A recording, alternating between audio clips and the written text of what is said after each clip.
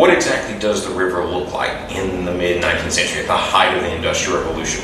Well, first off, the city is obviously dumping its sewage into the river. This causes lots of problems.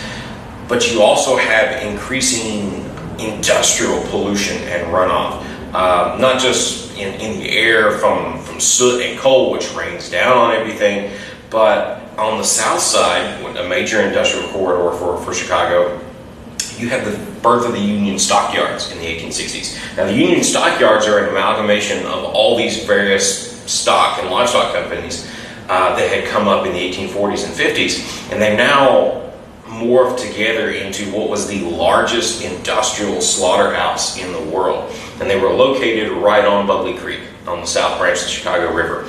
And as one quote made a reference that when they slaughtered a pig, they would, quote, use everything but the squeal. But when you are slaughtering millions of animals, you don't need all those bones. You don't need all those hooves. And so the carcasses were tossed off into Bubbly Creek. Hundreds of thousands of leftover carcasses from the stockyards that sink to the bottom. They decompose, they bubble up with methane gas, hence Bubbly Creek. They decompose and form this terrible slime. You have a sewer that is directly running into it that is pumping raw human waste into it. And this body of water has almost no flow. It does not flow into Chicago. Well, it does flow into the Chicago River, but not very quickly. So it just sits there and it floats and it bakes hard in the sun. A newspaper account from 1880, when a group of gentlemen came by a tugboat from the downtown to the Union Stockyards, describes that as soon as they arrive at the mouth of Bubbly Creek, that two of them threw up off the side of the boat. They were gagged by the smell. They began stuffing their handkerchiefs up their nose, and that the tug acted like an icebreaker, cutting chunks through the sludge and the black slimy liquid as it made its way up the creek. Yes, this is incredibly disgusting. This is what the Chicago River was like in parts at the height of the Industrial Revolution, at the height of the 19th century. And in theory, it would only continue getting worse. As Chicago is rebuilt after the fire, they now continue in that same tradition. We want to beautify a bit, but we're going to keep doing the same things that they have always been done. You dump the sewage into the river, it can float away to Lake Michigan, where it's not our problem. But it was a problem, because Lake Michigan is where the city got its drinking water. This was done by the use of water cribs, which is essentially a fancy word for an intake station. They would go out into Lake Michigan and they would build this crib. They would go down to the bed of the lake, and a tunnel or a pipe would be laid that would run back to the city, thus pumping fresh water back in. The first of these was built only a half mile or so out into the lake. Very quickly, it was overtaken by this putrefaction. Another one was built a full mile out, and then another one 2 miles out into the lake. But even it was becoming contaminated by the early 1870s. And so numerous ideas start getting thrown around of how do we fix this problem? How do we stop this? And even as early as 1871, people are discussing, well, perhaps we can quite literally reverse the flow of the river, negate that continental divide, dig a canal, dig out the I&M canal, make it deeper, make it wider, and make that problem go the other way, away from our drinking water. So in the late 1890s, the plans put forward were essentially twofold. One, we can dig another tunnel, put another crib further out into Lake Michigan, but that would be too expensive. We could perhaps dig a tunnel and bring the water down from Evanston. Still too expensive. The third was that age-old idea. What if we redig a new canal? One that's deeper, one that's wider, and we can literally negate that continental divide and make the river flow backwards, sending the sewage west into the Mississippi. Because in Chicago, that was the cheapest option. That's what they went with. So starting in 1899, they began work on the Great Canal, the Big Ditch, as some call it. And essentially, this went a lot easier than the old I&M Canal. You had modern methods. You had steam shovels, you had dynamite. All these things came in together to make this job possible. But it was still a gargantuan project. And it also incurred a lot of ire, and not just from people in Chicago, but from all over the nation, particularly those who would soon live downstream of the Chicago River. The state of Missouri and the city of St. Louis officially sued the city of Chicago and the state of Illinois over this. They were not happy that Chicago was sending its sewage all the way down towards them. Granted, St. Louis would dump its own sewage into the Mississippi, send it towards Memphis and New Orleans, but they were still not happy that Chicago was doing it to them.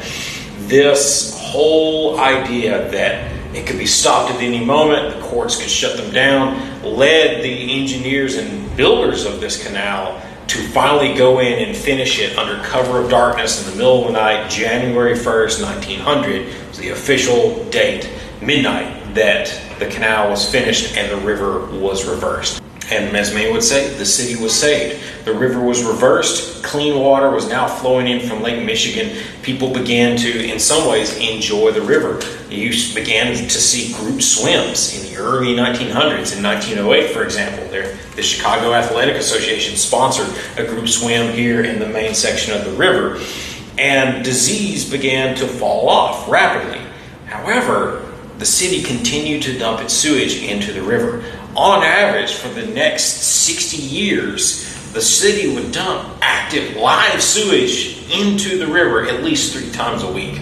This continued for so long that it was still normal to people that if you lived in the south side or further down that south branch, the river was still smelly. It was foul. You did not get in it. You didn't even go near it for the most part. The downtown might have looked okay as a river, but the rest of the city knew it better.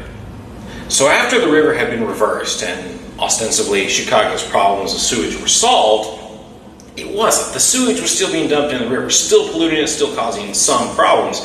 If not for people drinking Lake Michigan water, it was still causing problems for the environment. Why was this still so much of a thing for 60 years, even on past? Well, the reason, ironically, comes because of work in the 19th century.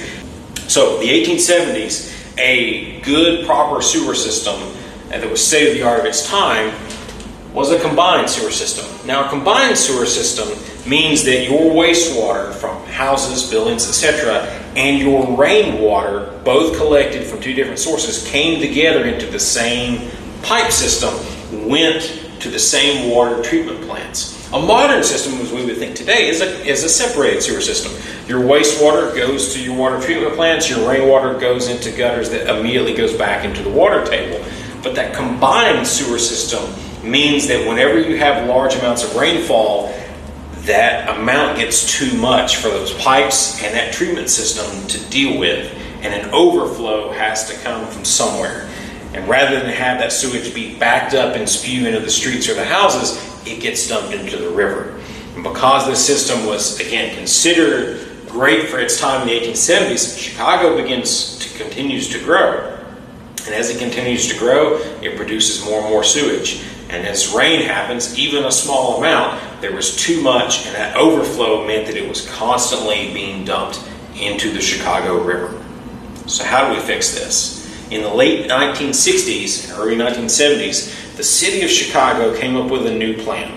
First off, we're going to build a new water treatment plant, one that will be the largest in the world at the time.